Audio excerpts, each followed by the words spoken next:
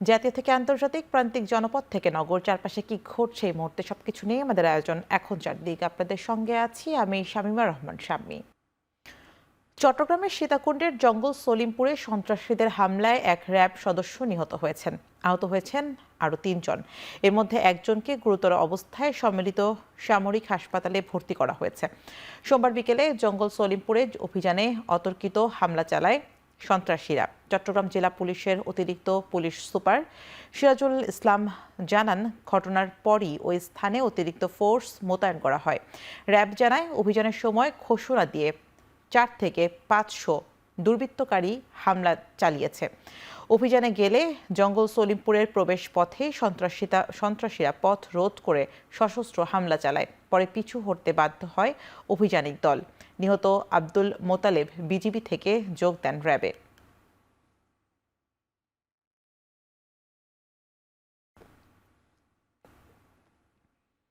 একজন নিহত হয়েছে আর 3 জন গুরুতর আহত। চিটাগং সিএমএইচে আছে। সুনির্দিষ্ট তথ্যের ভিত্তিতেই তারা অভিযানে গিয়েছিল, পরপরই এই ঘটনাটা ঘটে। নতুন বাংলাদেশে ক্ষমতার ভারসাম্য আনতে গণভোটে হ্যাঁ সিল দেওয়ার আহ্বান জানিয়েছেন প্রধান উপদেষ্টা ডক্টর মোহাম্মদ ইউনূস। সোমবার সন্ধ্যায় গণভোট নিয়ে দেয়া বক্তব্যে প্রধান উপদেষ্টা আরও বলেন, অভ্যুত্থানের অর্জনকে স্থায়ী রূপ দিতে ঐক্যমতের ভিত্তিতে জুলাই সনদ প্রণয়ন করা হয়েছে। এটি বাস্তবায়নে জনগণের সম্মতি প্রয়োজন বলেই গণভোটের আয়োজন করা হয়েছে। জুলাই গণ অভ্যুত্থান জাতির ইতিহাসে এক অসাধারণ অর্জন। এটি অপ্রত্যাশিতভাবে জাতির জীবনে গণতন্ত্র, ন্যায় বিচার ও মানুষের অধিকার প্রতিষ্ঠার সুযোগ এনে দিয়েছে। এই লক্ষ্যে আমরা এর মধ্যে বেশ কিছু সংস্কার করেছি। আরও গভীর ও সুদূর প্রসারী সংস্কারের জন্য দেশের সকল রাজনৈতিক দলের ঐকমত্যের ভিত্তিতে জুলাই সনদ প্রণয়ন করেছে। এই জুলাই সনদ বাস্তবায়নের জন্য আপনাদের সম্মতি প্রয়োজন। এর জন্য গণভোটের আয়োজন করা হয়েছে। আগামী নির্বাচনে গণভোটে অংশ নেন। রাষ্ট্রকে আপনার প্রত্যাশা মতো গড়ে তোলার জন্য হেঁতে সিল দেন। নতুন বাংলাদেশ গড়ার চাবি এখন আপনার হাতে। হেঁতে সিল দিলে নতুন বাংলাদেশ গড়ার দরজা খুলে যাবে। হেঁতে আপনি নিজে সিল দেন, আপনার পরিচিত সবাইকে সিল দিতে উদ্বুদ্ধ করুন এবং তাদেরকে ভোট কেন্দ্রে নিয়ে আসুন। দেশ পাল্টে দেন। ইনশাল্লাহ আমরা সবাই মিলে দেশ গড়ার এই সুযোগ নেব। বিএনপির চেয়ারম্যান তারেক রহমান বলেছেন, মিটিং, মিছিল আর দোষারোপের রাজনীতিতে মানুষের পেট ভরে না, মানুষের পাশে দাঁড়ানোই সব থেকে বড় রাজনীতি। সোমবার দুপুরে যশোরের আলোচিত শিশু আফিয়ার পরিবারের কাছে ঘর হস্তান্তর অনুষ্ঠানে ভার্চুয়ালি যুক্ত হয়ে কথা বলেন তিনি। আগামী রাজনীতিকে শুধু স্লোগান, মিছিল, মিটিং আর দোষারোপের মধ্যে সীমাবদ্ধ না রেখে মানুষের জন্য কল্যাণমুখী রাজনীতি করার আহ্বান জানান তিনি। অ্যালবানিজম রোগে আক্রান্ত অতি ফর্সা রঙের কারণে বাবা তাড়িয়ে দেয় 3 বছরের শিশু আফিয়াকে। দেশ জুড়ে এ নিয়ে চলে আলোচনা সমালোচনা। গণমাধ্যমে সংবাদ প্রকাশের পরপরই আফিয়ার লেখাপড়ার দায়িত্ব নেওয়ার পাশাপাশি 10 দিনের মধ্যে নতুন ঘর উপহার দেওয়ার আশ্বাস দেন তারেক রহমান। এদিকে নতুন ঘর পেয়ে আবেগে আপ্লুত হয়ে পড়েন শিশু আফিয়ার পরিবার।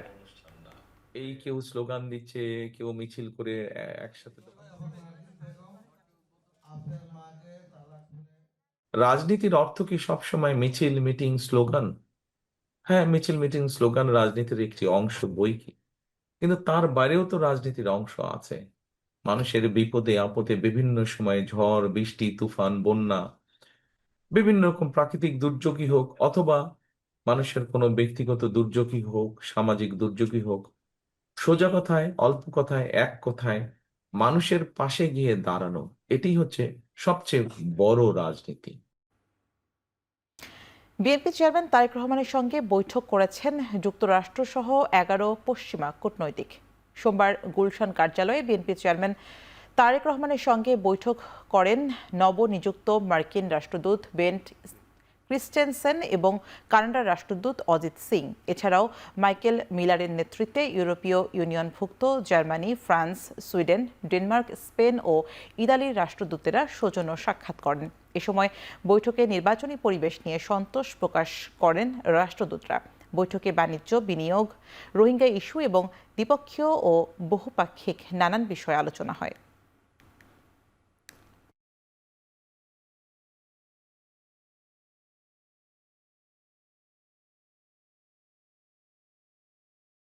এনভায়রনমেন্ট নিয়ে সন্তুষ্ট এবং মানে ভালো একটা প্রসেসের দিকে এখন বাংলাদেশ যাচ্ছে। সো ইট ওয়াজ যেভাবে বাংলাদেশের মানুষ এখন নির্বাচন নিয়ে এক্সাইটেড, তারও এক্সাইটেড যে একটা ডেমোক্রেটিক ট্রানজিশন এখন হবে প্রায় 17 বছর পরে। ইসির উপর আস্থা রাখতে চায় বিএনপি। আশা করা যায় যোগ্যতার সঙ্গে তারা নির্বাচন পরিচালনা করবে। জিয়াউর রহমানের জন্মবার্ষিকীতে তার সমাধিতে শ্রদ্ধা জানানো শেষে এমন আশাবাদ ব্যক্ত করেন বিএনপি মহাসচিব মির্জা ফখরুল ইসলাম আলমগীর। বলেন, একটি উদার ও গণতান্ত্রিক বাংলাদেশ বিনির্মাণে প্রতিশ্রুতিবদ্ধ বিএনপি। মির্জা ফখরুল আরও বলেন, জিয়াউর রহমানের আদর্শকে ধারণ করে এগিয়ে যাবে তাদের দল। বিএনপির এই প্রতিষ্ঠাতার জন্মবার্ষিকী উপলক্ষে দলীয় কর্মসূচির অংশ হিসেবে রাজধানীর শেরেবাংলা নগরে তার সমাধিতে শ্রদ্ধা জানিয়েছেন বিএনপি ও অঙ্গ সংগঠনের নেতাকর্মীরা।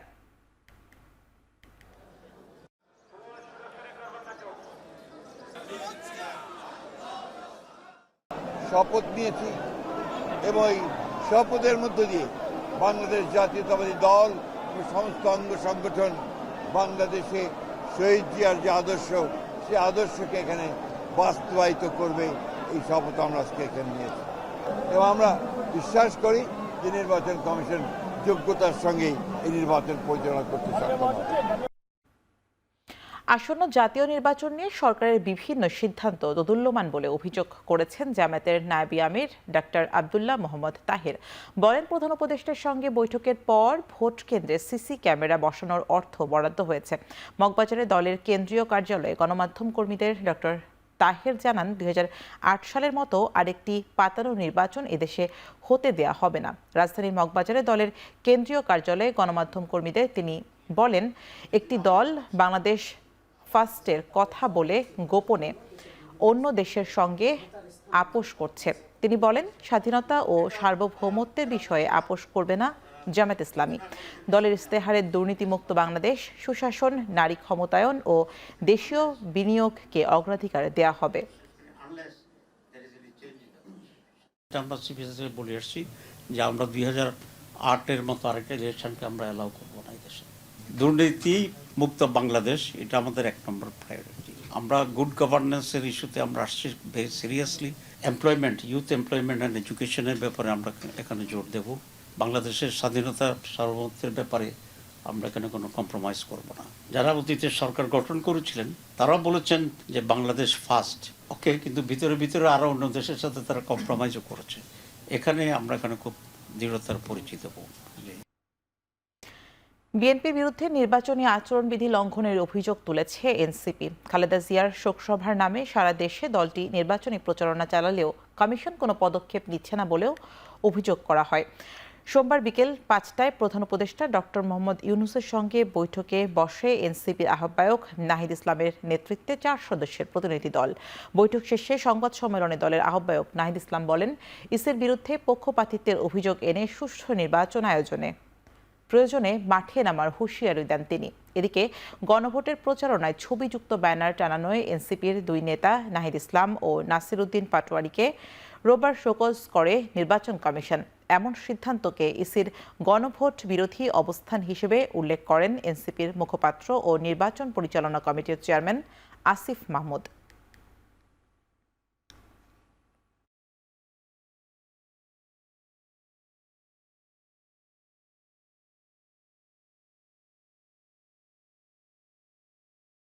তো গত 2 দিন ধরে আমরা যা দেখতে পাচ্ছি যে নির্বাচন কমিশন দ্বৈত নাগরিকত্ব যাদের রয়েছে এবং ঋণ খেলাপির দায়ে যারা অভিযুক্ত তাদের বিষয়ে আইনের দৃষ্টিতে কোনো সুস্পষ্ট অবস্থান নেয়নি, বরং তাদেরকে আইনের ফাঁকফোকর দিয়ে, সংবিধানের ভুল ব্যাখ্যা দিয়ে কিভাবে ইলেকশন করতে দেওয়া যায় সেই চেষ্টা তারা করেছে। এবং এই চেষ্টাটা খুবই স্পষ্ট।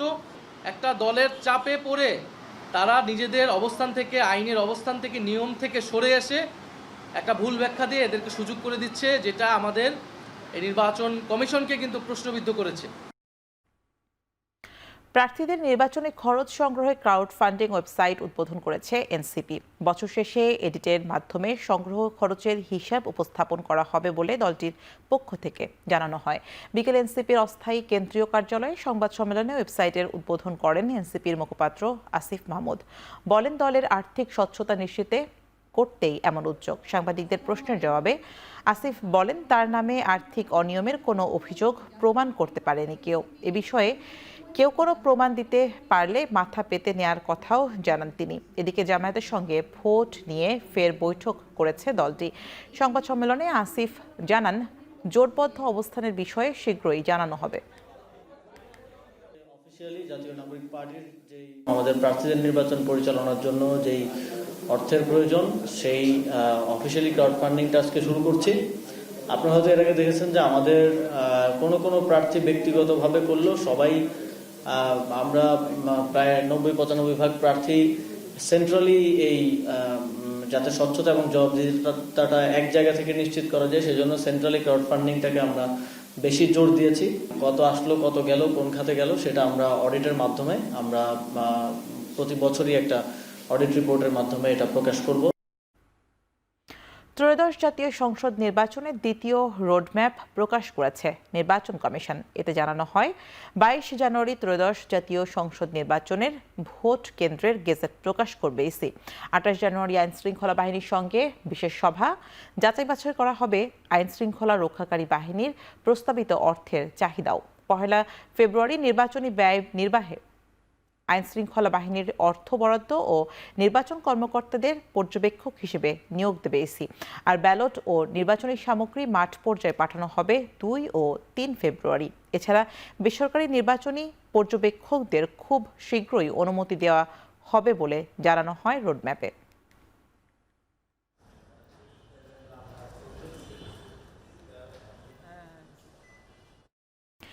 ফেস ডিটেকশন প্রযুক্তি থাকায় পোস্টাল ব্যালটে কারচুপির সুযোগ নেই বলে জানালেন ইসি আবুল ফজল মোহাম্মদ সানাউল্লাহ।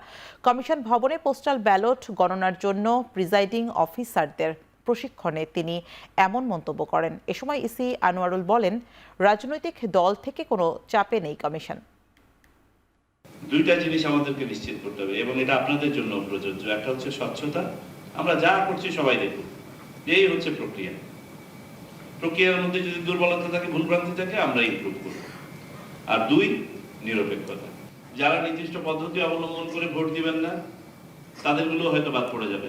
তো তারপরেও যে ব্যালটগুলো পরিচ্ছন্ন ব্যালট থাকবে, এগুলো আপনাদের কাছে যাবে, যেগুলো নিয়ে কোনো ডাউট নেই। ছোটখাটো সমস্যা যেগুলো আছে সেগুলো আমরা সমাধান করছি। বড় ধরনের কোনো সমস্যা নির্বাচন কমিশন এখনো পর্যন্ত করে নাই এবং সমস্যা পড়ে নাই, কারণ সবাই চাচ্ছে ভালো নির্বাচন, কমিশনও চাচ্ছে ভালো নির্বাচন, নিরপেক্ষ নির্বাচন, সুতরাং কোনো চাপ।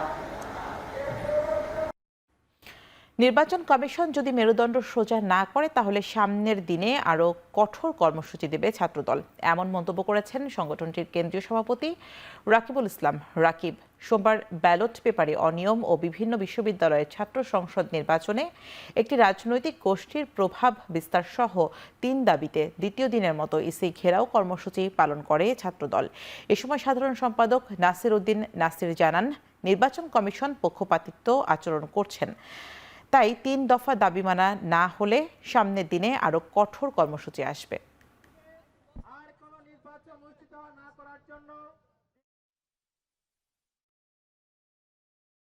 ওয়াটার পাম্পের রোটর এখন আরো উন্নত, ফলে অল্প সময়ে ওঠে অধিক পানি আর বিদ্যুৎ সাশ্রয় হয় 20% পর্যন্ত। আরএফএল ওয়াটার পাম্প, অন করলেই পানির তুফান।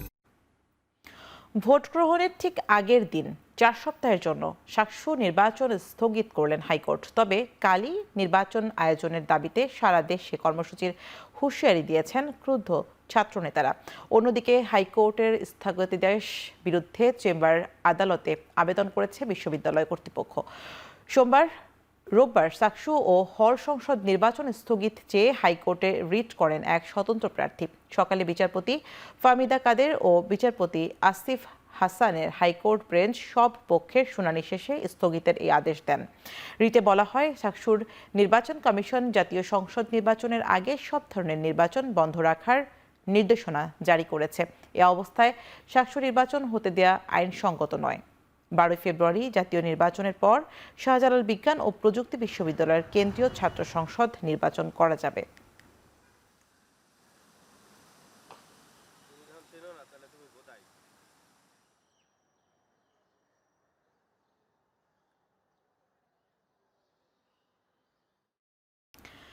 এদিকে সাকসু নির্বাচন ঘিরে দিনভর উত্তাল ছিল সিলেট বিজ্ঞান ও প্রযুক্তি বিশ্ববিদ্যালয়। কখনো শিক্ষকদের মধ্যে পক্ষে বিপক্ষে সংবাদ সম্মেলন, আবার কখনো শিক্ষার্থীদের বিক্ষোভ।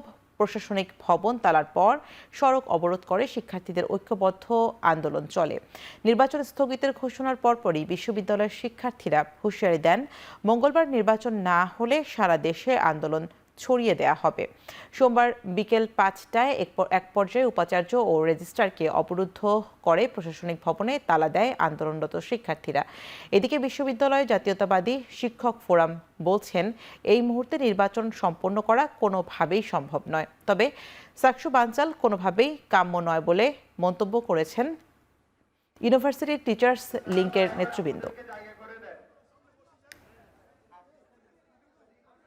শিক্ষার্থীদের ভোটাধিকার যারা হরণ করছে, সারা দেশের মানুষ, সারা পৃথিবীর মানুষের কাছে এটা চলে গেছে যে কারা শিক্ষার্থীদের অধিকার হরণ করছে। শিক্ষার্থীরা ব্যালটের মাধ্যমে এটা জবাব দিবে, সাধারণ জনগণও ব্যালটের মাধ্যমে এটা জবাব দিবে। বিএনপি নির্বাচন কমিশনাররা পদত্যাগ করছে, এর থেকে পরিষ্কার তারা হচ্ছে আমাদের এখানে সাকসু নির্বাচন হতে দিচ্ছে না। অর্থাৎ সাকসু নির্বাচন মানে সাকসু নির্বাচন না, এটা আসলে ছাত্র সংসদ নির্বাচন। সুতরাং এই আন্দোলন শুধুমাত্র এখন সাবিপ্রবিতে নাই, এই আন্দোলন সারা বাংলাদেশে তৈরি হবে। নির্বাচন নিয়ে গভীর ষড়যন্ত্র হচ্ছে। সো আসলে আমরা কাউকে ওনাদেরকে সরাসরি ব্লেম করিনি এবং আমরা এইসব বিশ্বাস করি যে নির্বাচন সুষ্ঠুভাবে সম্পন্ন হবে এবং ওনারাও সহযোগিতা করবে। আমরা যারা এখানে আছি এবং আমাদেরকে যারা পছন্দ করে তারা কোন রকমের দায়িত্ব পালন করবে না, নির্বাচনী দায়িত্ব পালন থেকে তারা বিরত থাকবেন। সাকসু নির্বাচন বন্ধের প্রতিবাদে মঙ্গলবার দেশব্যাপী ও মহানগরের প্রত্যেক ক্যাম্পাসে বিক্ষোভ কর্মসূচির ঘোষণা দিয়েছে ছাত্র শিবির। নির্ধারিত সময় সাকসু নির্বাচন না হলে লাগাতার কর্মসূচির মাধ্যমে দেশ অচল করে দেওয়ার হুঁশিয়ারি দেন শিবির নেতারা।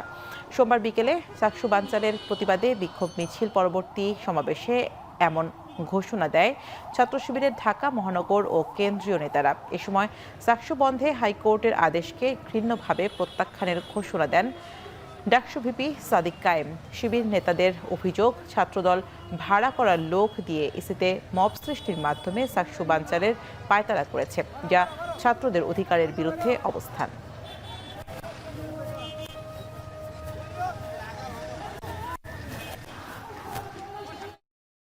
এখন চারদিকে নিচ্ছে একটি ছোট্ট বিরতি, ফিরছে একটু পরেই।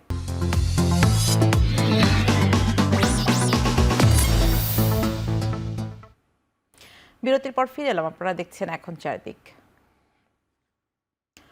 গণভোটে হ্যাঁ ভোটের পক্ষে প্রচারে দেশের বিভিন্ন জেলা সফর করছেন অন্তর্বর্তী সরকারের উপদেষ্টারা। জবাবদিহিমূলক রাষ্ট্র, স্বাধীন বিচার বিভাগ ও ইনসাফ কায়েমের জন্য হ্যাঁ ভোট দেওয়ার আহ্বান জানান তারা। জবাবদিহিতার ব্যবস্থাটা তৈরি হয়, যেন একটা স্বাধীন বিচার বিভাগ আমরা তৈরি করতে পারি, যেন লোকের কাছে ইনসাফের দরজাটা অন্তত পক্ষে খুলতে পারি, সেই জন্যই গণভোটে হ্যাঁ বলতে হবে। আপনি যদি চান এই দেশ থেকে বৈষম্য দূর হোক, নিপীড়ন দূর হোক, অবিচার দূর হোক, দুর্নীতি দূর হোক, তাহলে আপনি হ্যাঁ ভোট দিবেন। বাংলাদেশের জনগণ জুলাইয়ের কাফেলায়, তাই বাংলাদেশ গণঅভ্যুত্থানের পক্ষে অবস্থান নিয়েছে। এই গণঅভ্যুত্থানে হ্যাঁ ভোট দিয়ে সেই অবস্থান পরিষ্কার করবে। অত্যন্ত উৎসব মুখর পরিবেশে অবাধ, সুষ্ঠু, নিরপেক্ষ সত্তার সাথে নির্বাচন অনুষ্ঠিত হবে, একসাথে ভোট এবং গণভোট। গণভোট মানে নতুন বাংলাদেশ, গণভোট মানে নতুন ব্যবস্থা, গণভোট মানে গণতন্ত্র, গণভোট মানে আমাদের রাজনৈতিক দলগুলোকে সকলকে গণতন্ত্রের পথে ফিরিয়ে আনা। তাদের দলীয় প্রার্থীর জন্য যে করবেন, প্রচারণা করবেন, সেটার সঙ্গে তারা ওই যে গণভোটের প্রচারণাকেও তাদের অন্তর্ভুক্ত। হাঁটা আমরা বলছি এটা ইউনিভার্সাল, আমরা এই জন্য বলছি এটা এই ধরনের সংস্কার যে কোনো সরকারি কিন্তু দায়িত্ব। আমরা যে সংস্কারের পক্ষে বলছি, যদি কেউ বলে থাকে যে বিসমিল্লাহ চলে যাবে, মানুষ জানবে যে বিসমিল্লাহ তো চলে যাওয়ার জিনিস না, এটা নতুন করে আসেও না, আবার নতুন করে চলে যাবে না, এটা সারা জীবন থাকবে, সবসময়ই থাকবে। অর্থ উপদেষ্টা বলেছেন, দেশের অর্থনৈতিক অবস্থা আইসিইউ থেকে কেবিনে স্থানান্তর হয়েছে। চাঁদপুরে হাসান আলী সরকারি উচ্চ বিদ্যালয় মাঠে গণভোটের প্রচার কর্মসূচি ও ভোটের গাড়ির উদ্বোধন শেষে এই মন্তব্য করেন তিনি। আরও বলেন, রিজার্ভ 18 বিলিয়ন থেকে $32 বিলিয়ন হয়েছে। রিজার্ভ ছিল $18 বিলিয়ন, এটা $32 বিলিয়ন। ফরেন এক্সচেঞ্জ মার্কেট টালমাটাল অবস্থা, স্টেবল, রেমিটেন্স হাই।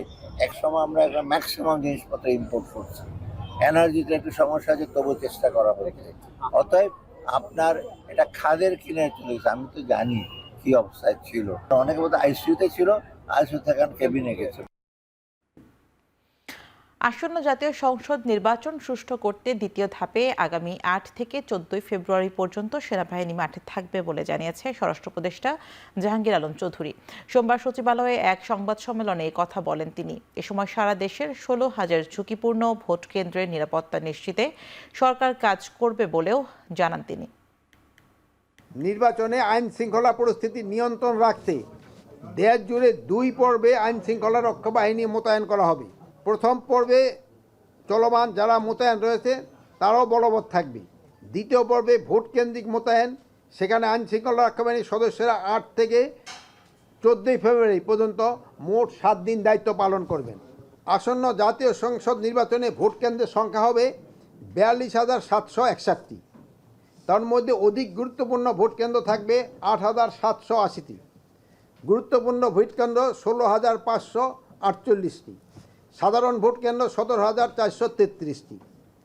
পুলিশ সদস্য কর্তৃক অধিক গুরুত্বপূর্ণ এবং গুরুত্বপূর্ণ ভোট কেন্দ্রে 25,000 বডি ওয়ার্ন ক্যামেরা ব্যবহার করবে। গেল বছরের জানুয়ারি থেকে ডিসেম্বর পর্যন্ত দেশের সংখ্যালঘু সম্পৃক্ত 645টি ঘটনার তথ্য পাওয়া গেছে। এর মধ্যে 71টিতে সাম্প্রদায়িক উপাদান পাওয়া গেছে আর 574টি ঘটনা সাম্প্রদায়িক নয়। সোমবার পুলিশের বরাত দিয়ে এই তথ্য জানিয়েছে প্রধান উপদেষ্টার কার্যালয়। এতে জানানো হয়, এসব তথ্য যাচাই বাছাই করে এফআইআর, জিডি, চার্জশিট এবং সারা দেশে তদন্ত অগ্রগতির ভিত্তিতে পাওয়া গেছে। প্রতিটি অপরাধের ঘটনাই উদ্বেগজনক হলেও তথ্য উপাত্ত বিশ্লেষণ করে এটি স্পষ্ট যে অধিকাংশ ঘটনাই সাম্প্রদায়িক সহিংসতায় নয়, বরং অপরাধমূলক কর্মকাণ্ডের সঙ্গে সম্পর্কিত।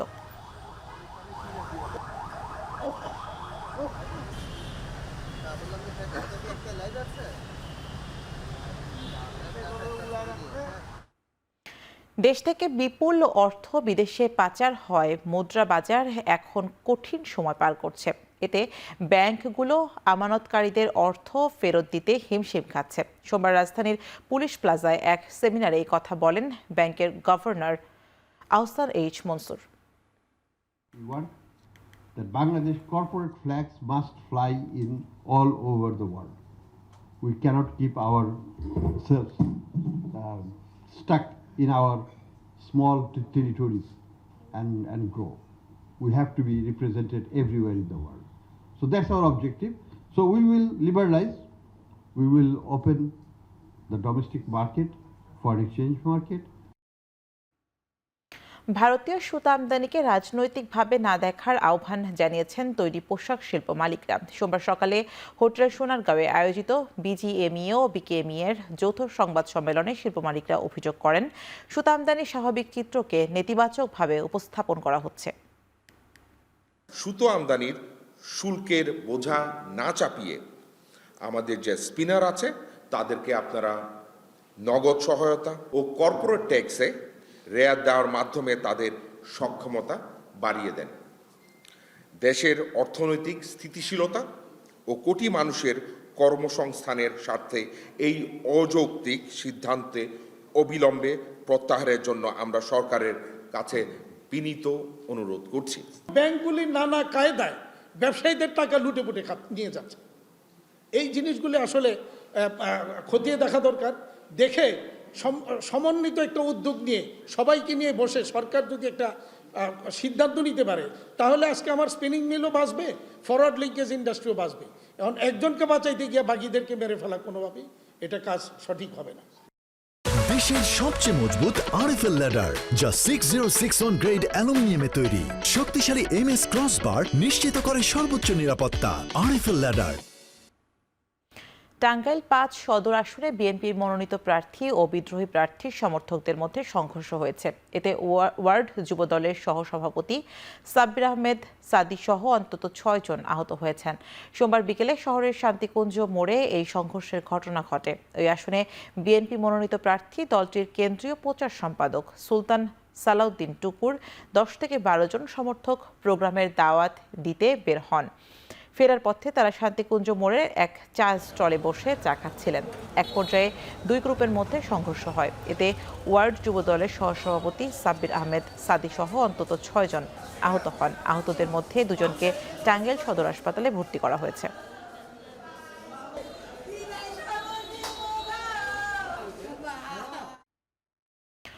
মুন্সিগঞ্জের সিরাজদি খানে ঘর থেকে মা মেয়ের রক্তাক্ত মরদেহ উদ্ধার করা হয়েছে।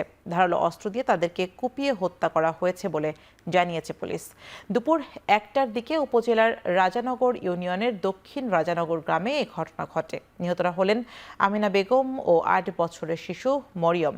স্থানীয়রা জানায়, দিনমজুর মিজান মিয়া তার স্ত্রী ও সন্তান নিয়ে ৪ মাস ধরে ভাড়া বাড়িতে বসবাস করছিলেন। তবে সকাল থেকে তাদের কোনো সাড়া শব্দ না পেয়ে ডাকাডাকি করেন আশপাশের প্রতিবেশীরা। পরে পুলিশে খবর দিলে মা ও মেয়ের রক্তাক্ত মরদেহ উদ্ধার করা হয়। এই ঘটনার পর থেকে লাপাত্তা বাড়ির গৃহকর্তা মিজান মিয়া। পারিবারিক কলহের জেরে এই হত্যাকাণ্ড বলে প্রাথমিক ধারণা পুলিশের। সাভারে পরিত্যক্ত পৌর কমিউনিটি সেন্টার থেকে অজ্ঞাত ২টি মরদেহ উদ্ধারের ঘটনায় সন্দেহভাজন একজনকে গ্রেফতার করেছে পুলিশ। সোমবার বেলা ১২টায় সাভার মডেল থানায় প্রেস ব্রিফিংয়ে এই তথ্য জানায় পুলিশ। সিসিটিভি ফুটেজ বিশ্লেষণ করে তাকে ১০ দিনের রিমান্ড চেয়ে আদালতে পাঠানো হয়েছে। এর আগে গেল রাতে গ্রেফতার করা হয় সন্দেহভাজন একজনকে। পুলিশ জানায়, প্রাথমিক জিজ্ঞাসাবাদে ঘটনার সঙ্গে সম্পৃক্ততার তথ্য মিলেছে। এছাড়া অন্তত ৬টি হত্যাকাণ্ডের তথ্য মিলেছে।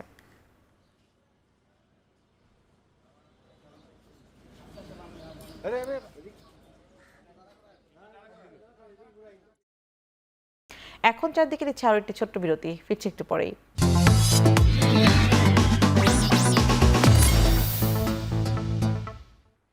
বিরতির পর ফিরে এলাম, আপনারা দেখছেন এখন চারদিক। দেশের আকাশে আজ পবিত্র শাবান মাসের চাঁদ দেখা যায়নি। আগামী ৩ ফেব্রুয়ারি পবিত্র শবে বরাত পালিত হবে। সোমবার সন্ধ্যায় ইসলামিক ফাউন্ডেশনের বাইতুল মুকাররমের সভাকক্ষে সভা শেষে ধর্ম মন্ত্রণালয়ের সচিব কামাল উদ্দিন মোহাম্মদ এই তথ্য নিশ্চিত করেন। তিনি বলেন, ১৮ তারিখকে সম্ভাব্য ধরে রমজান মাসের সেহরি ও ইফতারের সময়সূচি প্রস্তুত করছে মন্ত্রণালয়। এই সময়সূচি দেশের ৬৪ জেলার সঙ্গে সমন্বয় করে তৈরি করা হয়েছে বলেও জানান তিনি।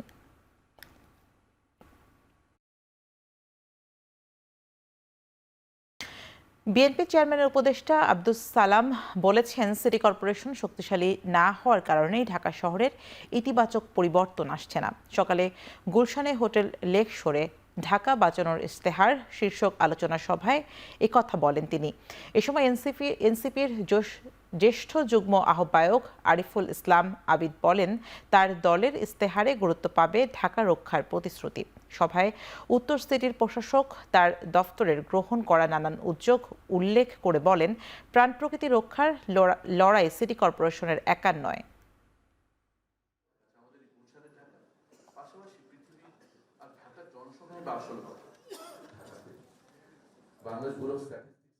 আমাকে ঢাকা নিয়ে একটা সুপরিকল্পনা একটা করতে হলে এই ২৭ জন সংসদ সদস্য, ৪টা সিটি মেয়র থেকে প্রত্যেকটা কর্তৃপক্ষকে নিয়ে একটা সম্মিলিতভাবে ইন্টিগ্রেটেড গভর্নেন্স সিস্টেমটা আমাদের খুব প্রয়োজন।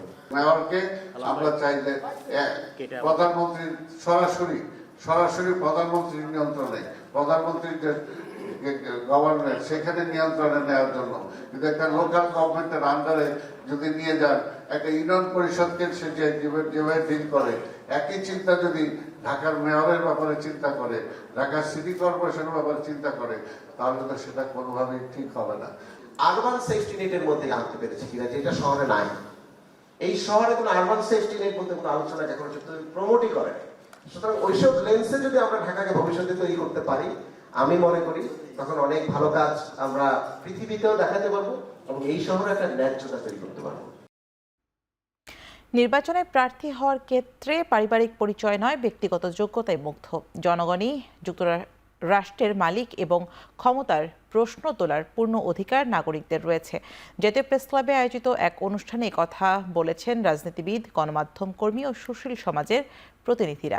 জাতীয় প্রেস ক্লাবে আসন্ন নির্বাচনে অংশগ্রহণকারী প্রার্থীদের জন্য নির্ধারিত 10টি মৌলিক প্রশ্ন ও নম্বর প্রদানের উদ্যোগ উপলক্ষে আয়োজিত এই সংলাপে একথা বলেন আলোচকরা। জুলাই আন্দোলনের পরবর্তী নতুন বাংলাদেশে যোগ্য প্রার্থী নির্বাচনের বাস্তব সুযোগ তৈরি হয়েছে বলেও মন্তব্য করেন তারা। একই সঙ্গে মূল্যায়ন, জবাবদিহিতা নিশ্চিত করা এবং দুর্নীতির বিরুদ্ধে আপোষহীন অবস্থানের আহ্বান জানানো হয়।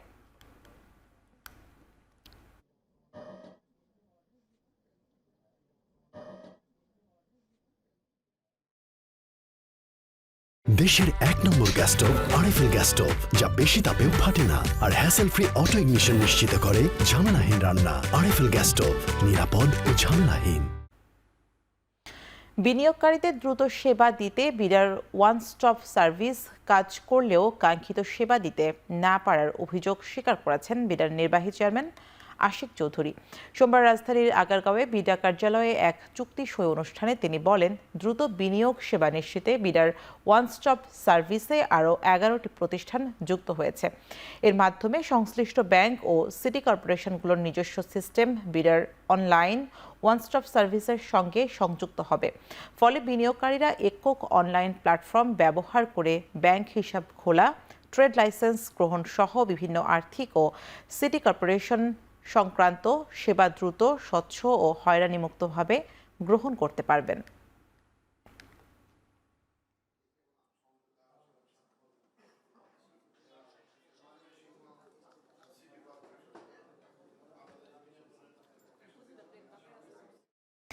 ঢাকা আন্তর্জাতিক বাণিজ্য মেলায় দর্শনার্থীদের নজর কেড়েছে আবুল খায়ের গ্রুপের Marks instant full cream milk পাউডারের প্রিমিয়ার স্টল। মার্কস প্যাভিলিয়নে একসাথে পাওয়া যাচ্ছে Marks instant full cream milk powder, Marks milkshake, Marks specialised milk powder, Ceylon tea এবং আমা কফি। ভিটামিন, ক্যালসিয়াম, মিনারেলস ও প্রোটিনে সমৃদ্ধ Marks instant full cream milk powder আমদানি করা হয় অস্ট্রেলিয়া ও নিউজিল্যান্ডের সেরা কোম্পানি থেকে। ইনস্ট্যান্ট ফর্মুলায় তৈরি হয় গরম কিংবা স্বাভাবিক তাপমাত্রার পানিতে দ্রুত মিশে যায় এই দুধ। মেলায় আগত দর্শনার্থীদের জন্য থাকছে আকর্ষণীয় মূল্য ছাড়, বিশেষ প্যাকেজ এবং নানান উপহারের সুযোগ।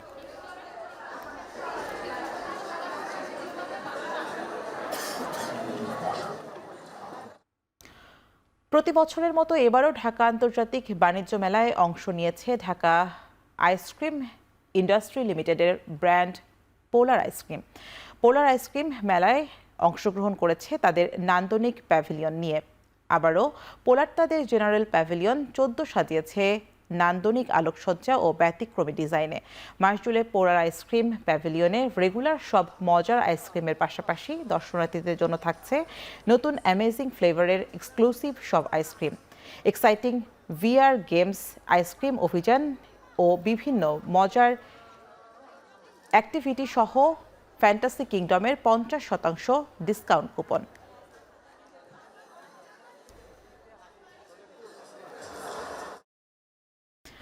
ঢাকা ব্যাংক পিএলসি এবং রবি আজিয়াটা পিএলসি এর যৌথ উদ্যোগে যাত্রা শুরু করলো কো ব্র্যান্ডেড ভিসা ক্রেডিট কার্ড।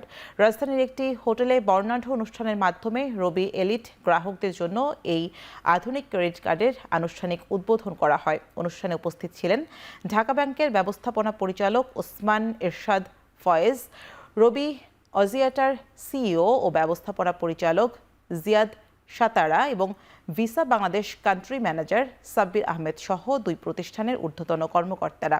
নতুন এই কো ব্র্যান্ডেড কার্ডের মাধ্যমে গ্রাহকরা দেশে ও দেশের বাইরে নিরাপদ ও দ্রুত লেনদেনের পাশাপাশি উপভোগ করতে পারবেন নানা প্রিমিয়ার সুযোগ।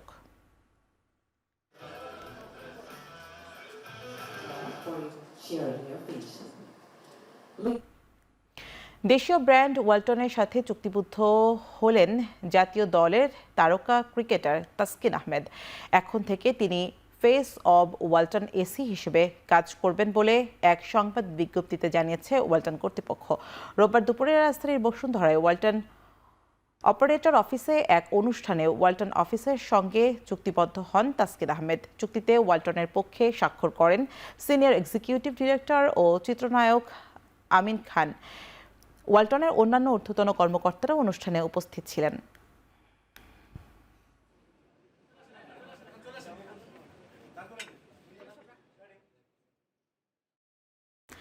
এখন চারদিকে দিচ্ছে আরও একটি ছোট্ট বিরতি, ফিরছে একটু পরেই।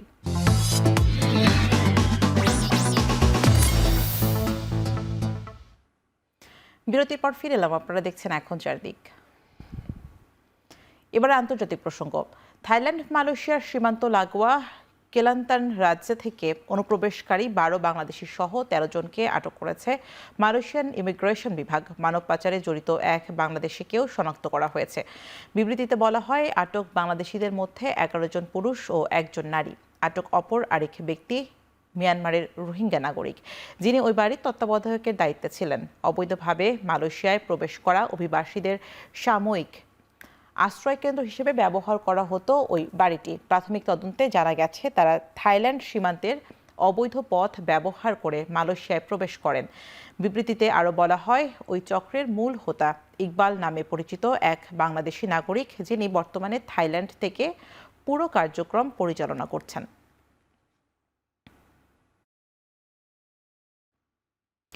আফগানিস্তানের রাজধানী কাবুলে ভয়াবহ বিস্ফোরণে প্রাণ হারিয়েছে অন্তত 7 জন। এ সময় আহত হয়েছেন আরও 13 জন। সোমবার শহরটির শৈর-ই-নও এলাকায় বিস্ফোরণের ঘটনা ঘটে। কাবুল পুলিশের মুখপাত্র জানিয়েছেন, এই বাণিজ্যিক শহরের একটি হোটেল লক্ষ্য করে হামলা চালানো হয়েছিল। এই অঞ্চলে বড় বড় অফিস ভবন, শপিং কমপ্লেক্স ও বিভিন্ন দেশের দূতাবাস আছে। হামলার দায় এখনো কেউ স্বীকার করেনি। দেশটিতে আইএস সহ বিদ্যমান বিভিন্ন সন্ত্রাসী গোষ্ঠী বিচ্ছিন্ন হামলা চালাচ্ছে। দক্ষিণ আফ্রিকার জোহানেসবার্গ শহরের দক্ষিণে একটি লরির সঙ্গে মিনিবাসের সংঘর্ষে 13 জন স্কুল শিক্ষার্থী নিহত হয়েছে। স্থানীয় সময় সোমবার সকাল 7টার দিকে এই দুর্ঘটনা ঘটে। দুর্ঘটনার পর ঘটনাস্থলে মারা যায় 11 শিক্ষার্থী। পরে হাসপাতালে চিকিৎসাধীন অবস্থায় মৃত্যু হয় আরও 2 জনের। আহতদের মধ্যে 2 শিক্ষার্থীর অবস্থা এখনও আশঙ্কাজনক। স্থানীয় পুলিশ জানিয়েছে, 2টি গাড়িতে ওভারটেক করতে গিয়ে লরির সাথে ধাক্কা খায় মিনিবাসটি। এ সময় গুরুতর আহত হয়েছেন মিনিবাসের চালক।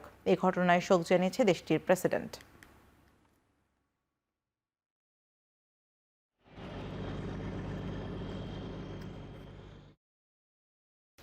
সিরিয়া সরকার ও কুর্দি বাহিনী দেশটিতে চলমান সহিংসতা বন্ধে দেশব্যাপী যুদ্ধবিরতি চুক্তিতে সম্মত হয়েছে। রাষ্ট্রীয় গণমাধ্যম জানিয়েছে, সিরিয়ার সরকার দেশটির পূর্ণ নিয়ন্ত্রণের দাবি করে এই ঘোষণা করেছে। এই চুক্তির মধ্যে দিয়ে গত কয়েকদিনের তীব্র সংঘাতের অবসান হয়েছে।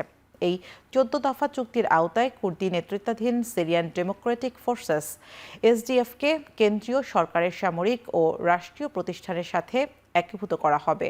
দামেস্কে প্রেসিডেন্টের আহমেদ আল শারা বলেন, এই চুক্তির মাধ্যমে সিরিয়ার রাষ্ট্রীয় প্রতিষ্ঠানগুলো 3টি পূর্ব ও উত্তরাঞ্চলীয় গভর্নরেট আল হাসাকা, দেইর এজ্জোর এবং রাক্কা অঞ্চলে পুনরায় নিয়ন্ত্রণ প্রতিষ্ঠা করবে। এদিকে এসডিএফ কমান্ডার মাজলুম আবদি এক টেলিভিশন বার্তায় জানায়, দামেস্কের সাথে 3 চুক্তিতে সম্মত হয়েছেন। একটি বৃহত্তর যুদ্ধ এড়াতে যুদ্ধবিরতি চুক্তি সম্পন্ন হয়েছে বলেও জানান তিনি।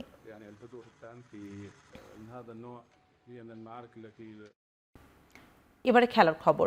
বিশ্বকাপে খেলা নিয়ে সিদ্ধান্ত নিতে আইসিসি থেকে কোনো নির্ধারিত তারিখ দেয়া হয়নি বলে জানিয়েছেন বাংলাদেশ ক্রিকেট বোর্ডের পরিচালক আমজাদ হোসেন। জানালেন, 2 পক্ষের আলোচনা এখনও চলমান রয়েছে। গত শনিবার 17 জানুয়ারি আইসিসির একজন প্রতিনিধি আসে, তার সাথে আমাদের ক্রিকেট বোর্ডের একটি প্রতিনিধি দলের বৈঠক হয়। সেখানে আমাদের বিশ্বকাপে পার্টিসিপেশনের জন্য আমাদের যে ভেন্যুর ব্যাপারে ইনফরমেশনটা আমরা বলে দিই যে ঠিক আছে, আমরা যে ভেন্যুতে খেলতে অপারগ এবং অল্টারনেট ভেন্যুর জন্য আমরা রিকোয়েস্ট করি। তাদের প্রতিনিধির সাথে আমাদের বিস্তারিত আলোচনা হয়। ওনারা তখন আমাদেরকে বলেন যে ঠিক আছে, এই ব্যাপারগুলো তারা যে আইসিসিকে অবহিত করবে এবং পরবর্তীতে ডিসিশন আমাদেরকে জানিয়ে দিবে। তো এ ব্যাপারে ওনারা কোনো স্পেসিফিক ডেট বা কবে নাগাদ জানাবেন কিছুই বলেননি, শুধুমাত্র বলেছেন যে আমাদেরকে পরবর্তী তারিখটা কবে হবে জানিয়ে দিন। বিশ্বকাপ ইস্যুতে বাংলাদেশকে সমর্থন জানিয়ে নিজেদের প্রস্তুতি স্থগিত করেছে পাকিস্তান। দেশটির এক গণমাধ্যম বিষয়টি নিশ্চিত করেছে।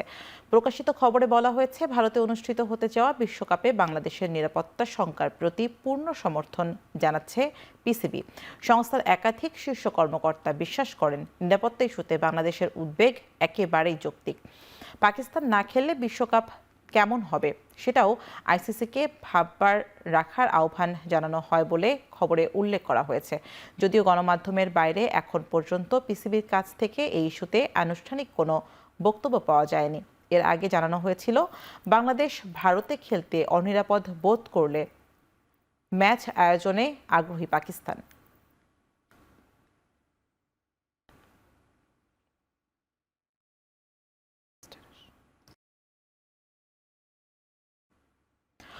উইজডেনের বর্ষসেরা টি-20 একাদশে জায়গা পেয়েছেন বাংলাদেশের মুস্তাফিজুর রহমান। বছর জুড়ে দারুণ পারফরম্যান্সের সুবাদে সেরা 11তে এসেছে ফিজের নাম। সবশেষ 2025 সালে সব মিলিয়ে 59 উইকেট শিকার করেন মুস্তাফিজুর রহমান। উইকেট প্রতি খরচ করেছেন মোট 18.03 রান। টি-20তে 150 রানের আদর্শ বিবেচনায় আর কোনো বোলারই গড় হিসেবে মোস্তাফিজের চেয়ে এগিয়ে ছিলেন না সদ্যবিদায়ী বছরে।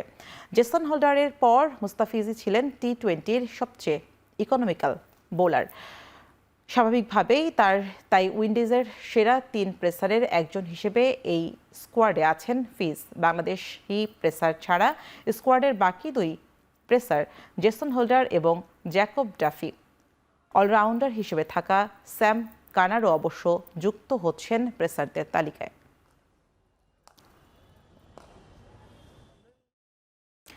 বিপিএলের প্লে অফ শুরু হচ্ছে আজ। দিনের প্রথম ম্যাচে মুখোমুখি হবে রংপুর রাইডার্স এবং সিলেট টাইটান্স। আর কোয়ালিফায়ারের ম্যাচে রাজশাহীর প্রতিপক্ষ চট্টগ্রাম। বাঁচা মরার ম্যাচে রংপুরের মুখোমুখি হবে সিলেট। এলিমিনেটর ম্যাচে সিলেট দলে শক্তি বাড়িয়েছে। আগের স্কোয়াডে ছিলেন ইথান ব্রুকস, তার সঙ্গে যুক্ত হচ্ছেন ক্রিস ওকস এবং স্যাম বিলিংস। প্রতিপক্ষ রংপুর শক্তিমত্তায় অনেকটাই এগিয়ে থাকলেও শেষ মুহূর্তে সিলেটের একাধিক সাইনিং চ্যালেঞ্জ জানাবে তাদের। মঙ্গলবার দুপুর 1টায় শুরু হবে ম্যাচটি। এছাড়া সন্ধ্যায় প্রথম কোয়ালিফায়ারে রাজশাহী ওয়ারিয়র্সকে চ্যালেঞ্জ জানাবে চট্টগ্রাম রয়্যালস।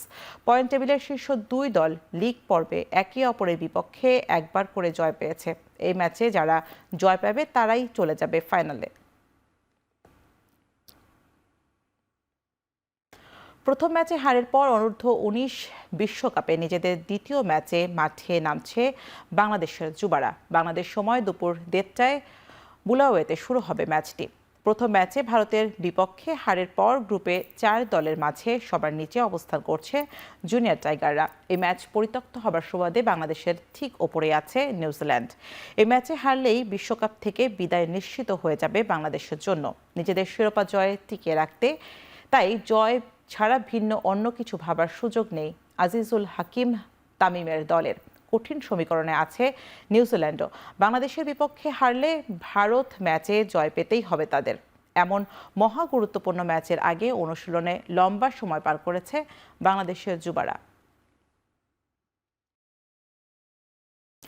নারী টি-20 বিশ্বকাপ বাছাইয়ে ম্যাচে মঙ্গলবার সকালে মাঠে নামবে বাংলাদেশের মেয়েরা। সহজ ম্যাচে তাদের প্রতিপক্ষ পাপুয়া নিউগিনি।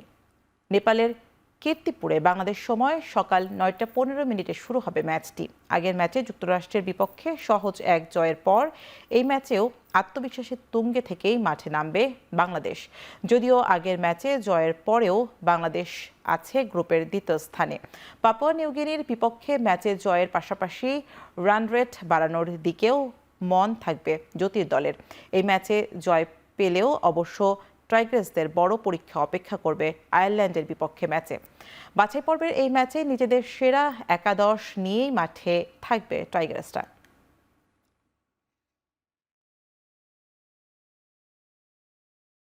শেষ করছি এখন চারদিকের আয়োজন। এখন টেলিভিশন ওয়েবসাইটে দেখতে ভিজিট করুন www.ekhon.tv, ফেসবুকে দেখতে ভিজিট করুন facebook.com/tv.ekhon এবং ইউটিউবে দেখতে ভিজিট করুন youtube.com/c/ekhon tv।